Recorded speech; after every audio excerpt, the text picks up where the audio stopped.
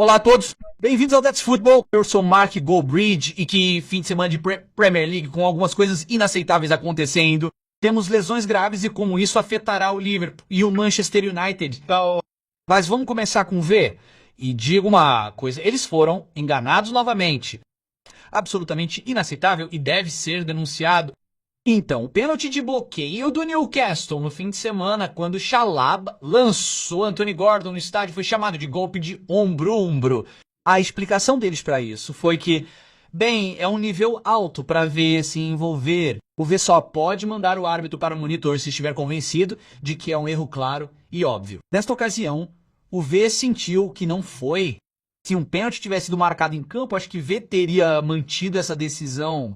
Mas acho que eles estavam mais confortáveis em dizer cheque completo e não dar porque não era claro e óbvio. Então, eles estão basicamente dizendo que se o árbitro em campo tivesse marcado um pênalti, eles teriam confirmado. Mas como o árbitro não marcou um pênalti, eles acharam que não estava claro e óbvio e não quiseram se envolver. Que monte de merda.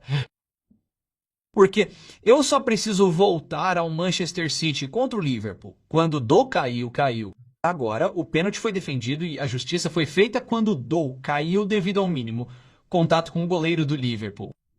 O árbitro em campo não marcou, mas Michael Oliver decidiu se envolver, embora não estivesse claro e óbvio. Então, vê Paul Howard, Web vô, você estava falando merda. Pra ser franco. E eu sei que é Natal e não queremos falar sobre merda no Natal, mas espera até abrir seus presentes no dia de Natal porque você provavelmente ganhará alguns, tá?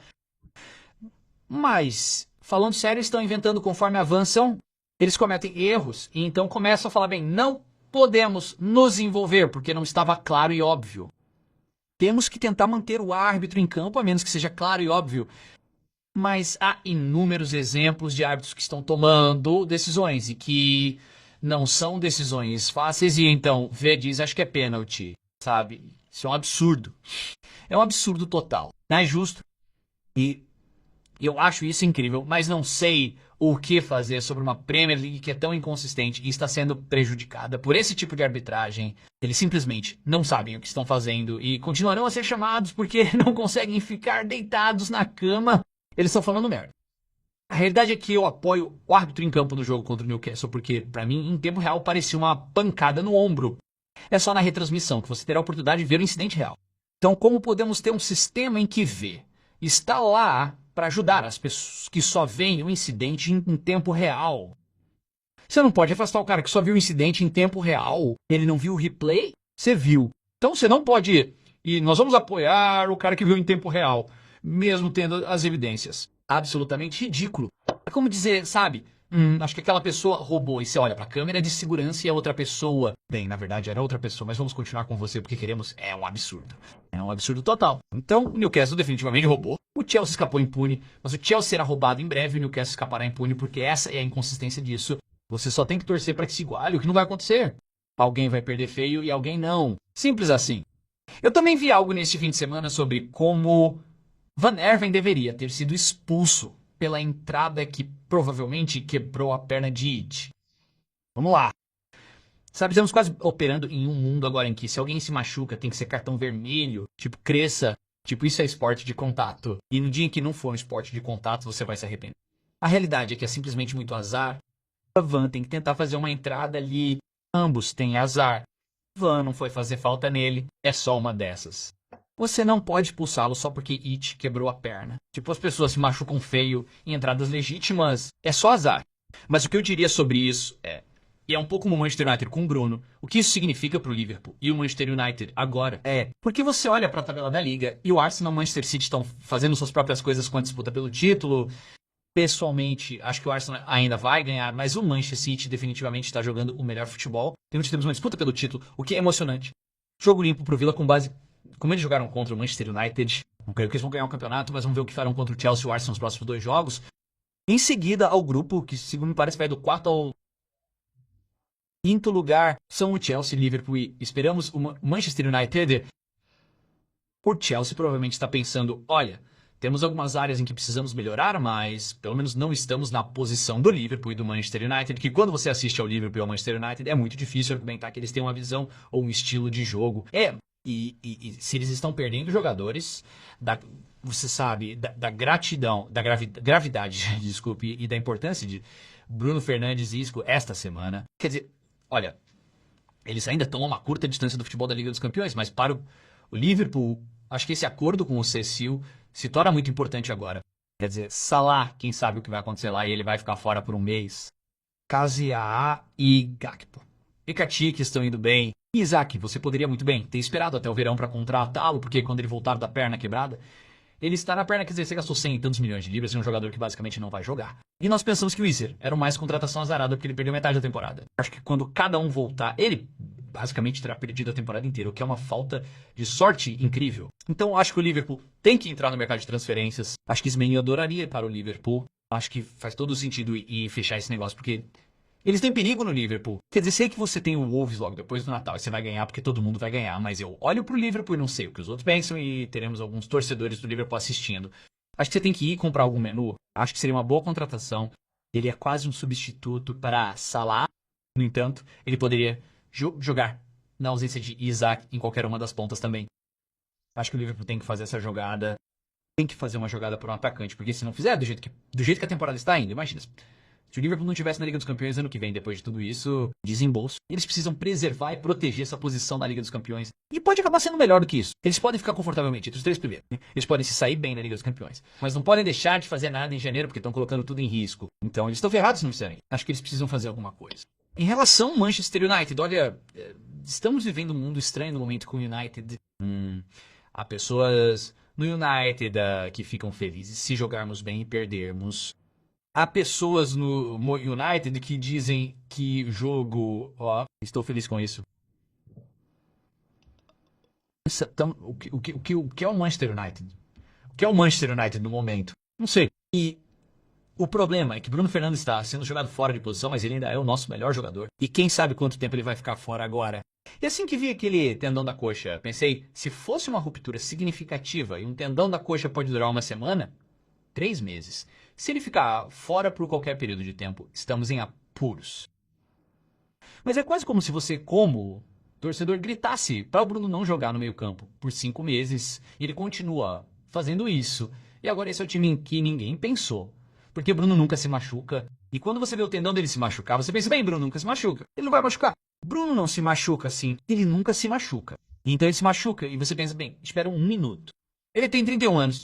Ele jogou a maior parte da carreira como meio atacante. Agora estamos pedindo para ele jogar como volante, correndo por todo lugar, fazendo tackles. E ele foi e fez o trabalho tendão. Quer dizer, é quase como se uma pessoa de preparação física pudesse dizer, posso dizer que esse cara jogou a maior parte da carreira como camisa 10. E agora você está pedindo para ele desempenhar uma função física mais exigente, com mais tackles. Ele pode começar a ter lesões musculares. Não me importo. Vou continuar fazendo isso. E acho que entramos nessa. E as pessoas dizem, isso é um pouco injusto. Mas eu não acho que seja injusto, né? Sabe, se você pedir para Erling Haaland jogar como zagueiro, ele pode começar a se machucar porque o corpo dele tá fazendo coisas que ele não está acostumado. E eu acho que Bruno Fernandes não sofre esse tipo de lesão e agora de repente ele está... E isso é uma preocupação. Uma preocupação maior é como vamos lidar com Bruno Fernandes. Porque sem dúvida o meio-campo pode ser melhor, mas ele ainda é um jogador que, sabe, você olha pro jogo contra o Crystal Palace, ele se envolveu nos 2 gols, ele só faz o que pode. Seja por causa de estatísticas ou não, ele ainda é eficaz. E como vamos lidar sem Bruno Fernandes, eu não sei. Então eu olho para o Liverpool e para o Manchester United. E acho que serão semanas interessantes para eles. As janelas de transferência de janeiro se abrem e acho que não é uma questão de pânico. Já ouvi pessoas dizendo, bem, não queremos entrar em pânico. Acho que o Onward disse alguma coisa, não foi? Não queremos entrar.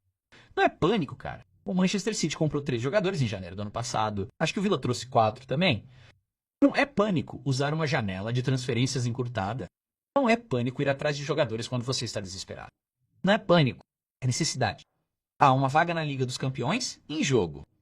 E eu acho que olhando para isso agora é quase como se eu estivesse olhando para Liverpool e Manchester United. Eu fico pensando quem terá a melhor janela de transferência de janeiro. Porque eles estão em perigo. Quer dizer, o Liverpool está em 5º, o Manchester United em 7º. Acho que o Chelsea estará entre os 4 primeiros. Acho que o Villa está bem para ficar entre os 4 primeiros. E o Manchester City e o Arsenal definitivamente estarão. Então, eu olho para o Liverpool e o Manchester United. E é incrível que o Liverpool tenha caído um pouco, mas no final das contas, acho que é o que eles fazem em janeiro, que vai fazer diferença em relação a onde eles estarão em maio. A sorte favorece os corajosos, certamente. Só quero dar uma olhada rápida na parte de baixo da tabela. Só no topo da tabela, antes de Meio que ignorei. Ainda acho que o Arsenal vai ganhar o campeonato, mas há alguns jogos muito interessantes pela frente. O Liverpool enfrenta o Arsenal no começo de janeiro. O Arsenal enfrenta o Villa no jogo seguinte. O Manchester City vai para Sunderland e Forest a seguir. Então, onde podemos estar depois dessa leva de 4 jogos da Premier League entrando no ano novo? Estarei muito interessado em ver se ainda há uma diferença de 2 pontos. E se houver, acho que isso favorece o Arsenal, porque acho que o Manchester City tem uma sequência difícil de jogos pela frente em janeiro. Mas a metade de baixo da tabela, quero dizer, estamos presidindo um grande e feio tronco de Natal e não é algo que você possa comer. São os Wolves. Merda. Então, da partida final, eles querem 2 pontos de uma possível Deus. Deixa eu fazer as contas. 2 pontos em 54. Sim. Eu nunca pensei que veríamos o Derby perder a pontuação total da Premier League. Eu acho que podemos. Quer dizer, olha, eles ainda precisam de quê? Eles precisam de 9 pontos para vencer. Foram 10 pontos que o Derby conseguiu.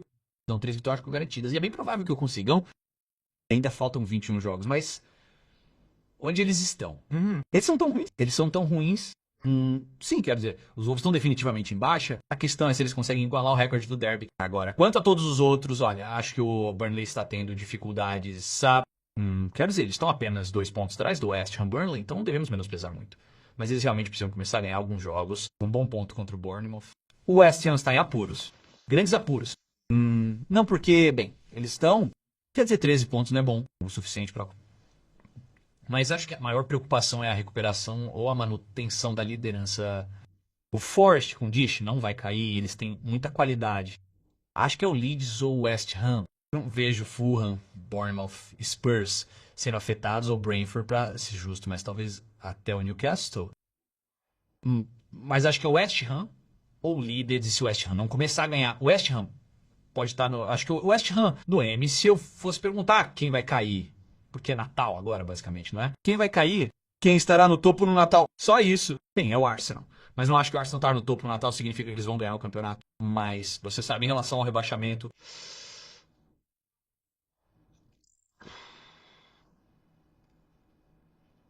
Seria incrível se 2 dos times promovidos continuassem na liderança. E ainda não jogamos contra o Leeds, o United, como o Leeds é um grande jogo. Ainda não jogamos. Vamos enfrentá-los em algumas semanas, mas... Acho que o West pode precisar cair. Acho que os fãs deles vão odiar, mas odeiam que eu diga isso. Mas um clube tão bom, sabe? Um clube tão bom, um estádio tão grande, goste você ou não. E, sabe, eles estão empatados e eu quase olho pro West Ham. E penso o que é melhor pra Premier League, o West Ham ficar na liderança ou liderar. Acho que é melhor pra Premier League se o Leeds continuar na liderança. E acho que o West Ham quase precisa daquele chute na bunda. Porque você sabe de onde eles estavam com nós vencendo aquele torneio, sabe, a Conferência Europa, pra onde eles estão no momento vai bem. Se o West Ham ficar na liderança, eles vão merecer, eles vão ter que realmente trabalhar nisso, porque o Forest não vai cair. Então ignore isso. Eles estão 6 pontos atrás da liderança. E os líderes começaram a somar pontos. Pelo West Ham, eu diria que o último, com toda certeza, 3 no momento. Ainda falta muito, mas no momento eu provavelmente diria que os 3 últimos. De qualquer forma, deixe nos comentários. Não deixem de curtir e se inscrever. Nosso plano para essa semana é conteúdo diário, como sempre, mas temos nosso programa de previsões da Premier League na véspera de Natal. Eu e Rob vamos divulgar isso na manhã da véspera de Natal para vocês. Obviamente, o Boxing Day é sexta-feira, Man United Newcastle, que estará no United Stand. Então, no sábado, estaremos de volta com os relógios da Premier League. Então, faremos o programa de previsões da Premier League para vocês na quarta-feira. E definitivamente não percam. Porque Rob vem vencendo a temporada toda nas previsões da Premier League. Eu tive uma semana melhor do que a dele. Cuidem-se, fiquem seguros, deem um like no vídeo, falo com vocês no próximo e deixem seus comentários. Muita coisa para digerir aqui. Obrigado por assistir.